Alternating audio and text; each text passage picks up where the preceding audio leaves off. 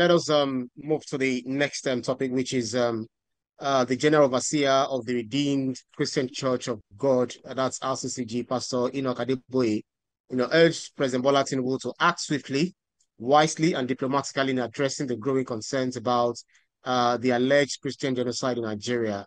That he should find a way to convince the President Trump to delay his actions for about 100 days, and then come home and tell our security chiefs to get rid of these terrorists within 90 days or resign. Mikhail, is the General Overseer suggesting that America would make real a threat?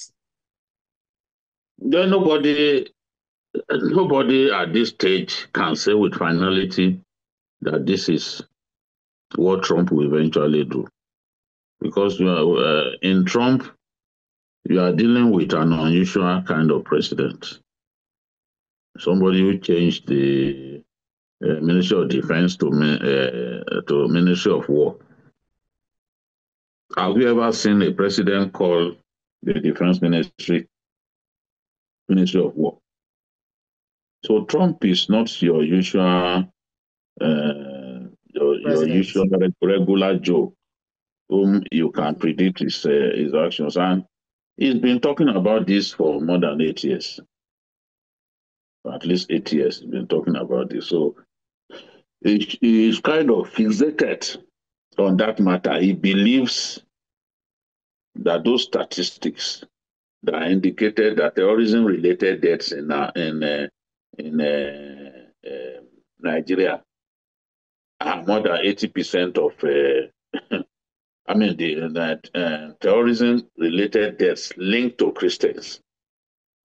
Some statistics that Trump got indicate that more than 80% of those deaths happened in Nigeria. So he believes those statistics, and he's the sort of person that once he believes in something, it's difficult to convince. So he's convinced himself that Christians are being mindlessly killed. Remember, he confronted former President Buhari on this same matter when Buhari visited him in the US. So the next few days, I expect the Nigerian authorities to continue their diplomatic push for a resolution of this matter through the diplomatic back channels that they've been using. Somebody told me that our president spoken with another prominent president to try and reach Donald Trump on his behalf. I don't know how far this is true, but I don't even think it's a bad idea. The president has spoken to another president of a big nation to talk to Trump on his behalf and try to explain these things. So, but let's not rule anything out. Let's not tell us that, he will not bomb any part of Nigeria. He's not at war with Nigeria. He's at war. He wants to go to war with the bandits, with the terrorists, killing people in our country, killing, in his words, Christians in our country. And we hear that the War Department is they've identified sites where they can drop bombs and all that. So it all depends. If he makes up his mind that they should do it, then there will be some limited strikes carried out in some of those flashpoints. But what we are saying is that if he wants to do that, he should do it in partnership with Nigerian Armed Forces, not to unilaterally come into a sovereign nation and be dropping bombs. It came into Pakistan is an ally of the US, but they went into Pakistan and took out Osama bin Laden without telling the Pakistani authorities. So Pakistan is a nuclear power. If they can go to that extent with a nuclear power, I can understand how Pastor Adeboye is feeling that, look, they can come here. No one should rule that out. And I think that It makes no sense to rule out the possibility of airstrikes being conducted in our country by Donald Trump. But what we are saying is we are a sovereign nation. America can offer us support to exterminate these non-state actors who are killing our people, but America should not unilaterally carry this out. For example, if they unilaterally carry out this kind of airstrikes and it kills innocent people here, just as it happened when they attacked Libya in the 90s, when they attacked Libya. Remember, they killed innocent people died in the process. So that's why Pastor Adeboye say, look, continue to pursue diplomacy and he say move fast, move diplomatically, move wisely. We must take note of the fact that if America should attack us, China is not coming to defend us. Russia will not come to defend us. All the so-called world leaders will talk. They will condemn what America has done in the strongest terms. That's all they will do. Britain is not going to come and help us. No other foreign power will come to our aid. And he said, this is not a time to argue. It's not to say people are dying. I agree absolutely with Adeboye on this. Even during journalist hangout yesterday and the day before yesterday, I still made the point that arguing that, oh, more Muslims have been killed or more Christians have been killed in a nation where terrorists, bandits are killing people recklessly, the way they are doing, makes no sense. We have to unite as a nation. We must admit that we have a big problem that our leaders have failed woefully to address over the years. Killing people, more than 200 people in one day, on Christmas Day in Plateau State 2 years ago. And after that, they've launched other attacks in that state. Such mass killing of people should not be happening. I don't know anywhere else in the world where people will just be killing innocent people the way they kill them in Nigeria. But in spite of that, I cannot support a foreign forces coming into our country to drop bombs here and there. No. What I will support is for us to find a way to work with those countries that are prepared to help us to defeat terror, not to unilaterally come and drop bombs. It humiliates us as a country, a sovereign nation, for another country to come and just drop bombs here and there in our country. And it's happening in the past when America got involved in the crisis in Somalia. The insurgents eventually dropped a Black Hawk military helicopter of the US. It landed in enemy territory and the pilot was dragged through the streets. So sometimes when America gets directly involved in conflicts in other nations, they get their fingers burnt. We are not saying, oh, that will happen in Nigeria, but we are saying that America should not unilaterally come into our country. If they are going to launch attacks on bandits, on terrorists in our country, it should be with the collaboration with Nigerian armed forces. That's what I will welcome. For example, if America will go to Timbuktu Triangle now, where we have a fake population of ISWAP, that has been their strong base for years, and we've not been able to flush them out of the place. If they will go to such a place, drop bombs, wipe those boys out, I will be happy. I will be happy to see them work together. The same way they got the support of the Nigerian army when they launched that audacious raid to rescue their citizen who was kidnapped out of cooperation, So, Yeah, but to unilaterally come to our country, drop bomb. Huh? that's I right. don't want to see them come and drop bombs unilaterally on our country. I don't want to see that at all. Absolutely. Mm.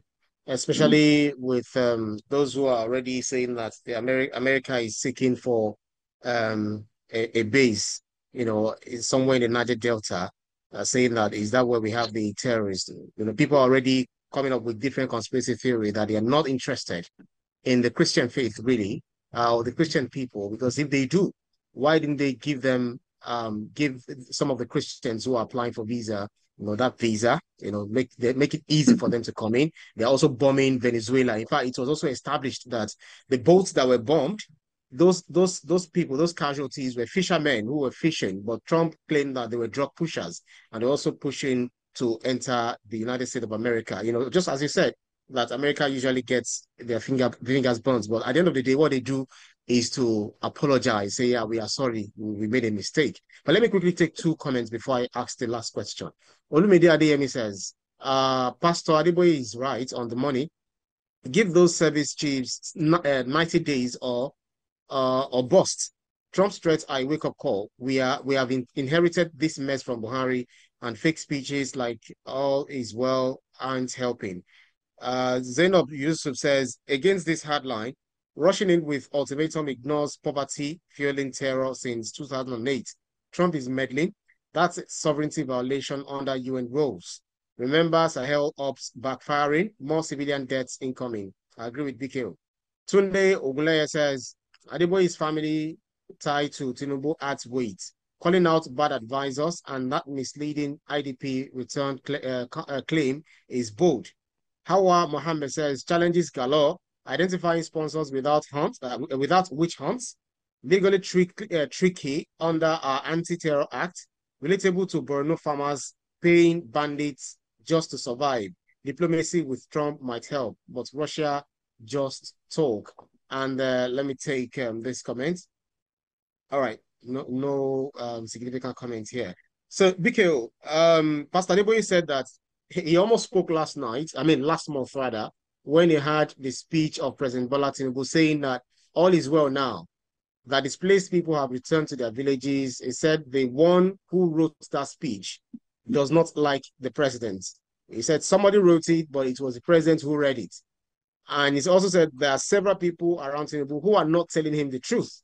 BKO, do you also believe the narrative that sometimes those who brief Mr. President don't always give him the accurate information? Of course, we've seen them make mistakes in the past, schoolboy errors, that look at the matter. Who knows what he's doing? Will not advise the president to pardon drug pushers to walk free. And some people sat down and wrote that kind of advice, given to the president, bad advice given to the president. Agreed. Even in bed. Right, I'm afraid we lost connectivity with Babajide Kolade just told you, gets a network halava, doing his own thing there. Hopefully he's able to rejoin. I think he's back. Because we lost you. I said we lost a bit of your contribution. In just the last part of what you said, Yes, just a bit of I said recapitulation. there's nothing that Baba Adeboye said that I disagree with. The service chiefs must be given the marching orders to exterminate the enemies of the Nigerian state. They need to work with a KPI, and if they are unable to deliver, they should be asked to go. That's beautiful. Let me see if I can take one more comment. I think we are actually out of time. Until we find those chiefs who will not deliver the goods. Awesome. Shegun Babalola says, for the demand echoes US post 9/11 resolve, Adeboye's push could finally protect villages like Owo after the 2022 attack. But historically, external pressure like in Chibok didn't fix much. We need homegrown fixes. Amina Sani says, opposing US strikes, it's neocolonialism. Like 1980s or 1960s meddling, Adeboye's 90-day call is good intent, but poverty is the root. Biko, your final thoughts as we coast to Anambra, you've actually given your analysis of Anambra, you've made your prognosis, and then we believe that based on the indices of what we saw. But looking at the Labour Party's presidential candidates, according to reports from the grapevine, that he lost his polling unit to not even Abga, but to the APC. What does this say about his strength? Because it was in the news when he landed. He made a landfall in Anambra with his entourage, to support to garner support for the Labour Party candidate. What does this say about his own strength in his own base? When it comes to national election, in the last few years, when it comes to national election in Anambra State, Peter Obi is a lion, is a tiger.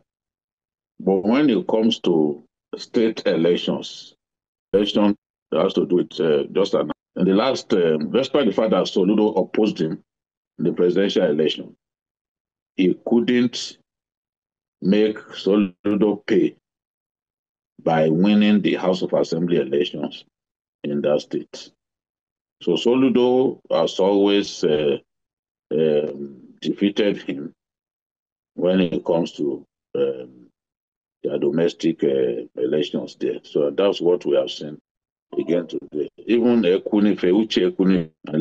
Ekunife also lost. So that's what we've been seeing. Well, interesting development. We'll keep monitoring events as they continue to emerge. Hopefully we'll watch you tonight, on TVC News, for your in-depth analysis on the Anambra election. That's our show for today's edition of Issues with Jide. Special thanks to you, Baba Jide Kolade Tutoji, for those insightful analysis as always. Well, and thanks to our audience for keeping our company on every edition. You can see the program anytime by subscribing to our YouTube channel, TVC News Nigeria. Click on the subscribe button to get the latest information. You can also follow us on our social media platforms at TVC News NG. I'm also at Ibrahim_Shita. On behalf of the rest of the team, I'm Ibrahim Shita. See you again next edition.